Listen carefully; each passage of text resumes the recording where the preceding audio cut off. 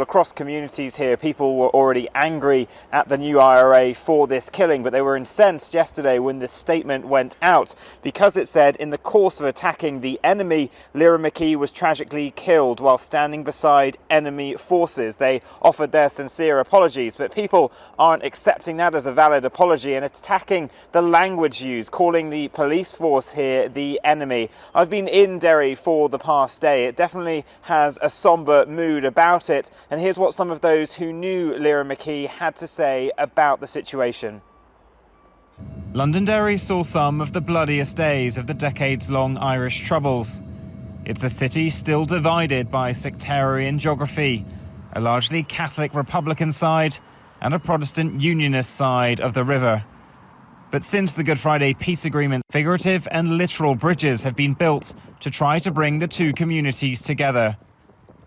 But as this CCTV shows, that peace was again broken last Thursday night when a bullet took the life of an innocent young woman.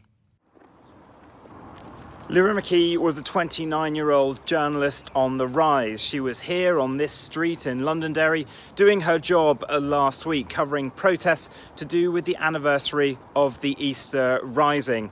She had only recently moved to Londonderry to be with her partner Sarah. They were in fact meant to be going on holiday to New York next week, where she was going to propose. But instead, this is where her life ended. She was shot and killed by a member of the new IRA. Since the shooting, community and political leaders from across the divide have condemned the killing. Lyra's partner Sarah has also spoken out. Our hopes and dreams and all of her amazing potential was snuffed out by a single barbaric act. Sarah's close friend Julie has been helping with some special funeral preparations. She shared some memories of Lyra with me. She knew what was right and she stood up for it. She felt very strongly about homelessness. She felt very strongly about the LGBT issues. She was just a brilliant person, and they really couldn't have had anybody nicer or taken them away from us. In the search for answers as to why tensions are rising again now, some here think Brexit and the collapse of the Northern Ireland Assembly over 2 years ago has contributed. We have a political vacuum now in Northern Ireland that needs to be filled, because political vacuums can lead to real danger on the streets, and that's why our politicians, and I've written to them all, including the Prime Minister and the Taoiseach Leo Varadkar, need to come together now. People are now determined to get these people off our backs. We're not going to allow them to drag us back any further.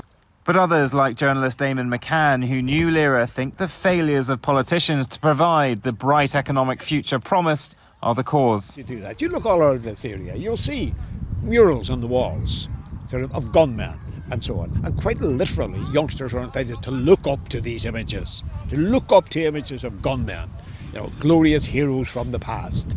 Now, if you're 14, 15, 16-year-old, and not having much of a life and very little to look forward to, this idea sort of that to be a member of the new IRA or whatever it's going to call itself, I mean, this is almost glamorous as it's presented to you.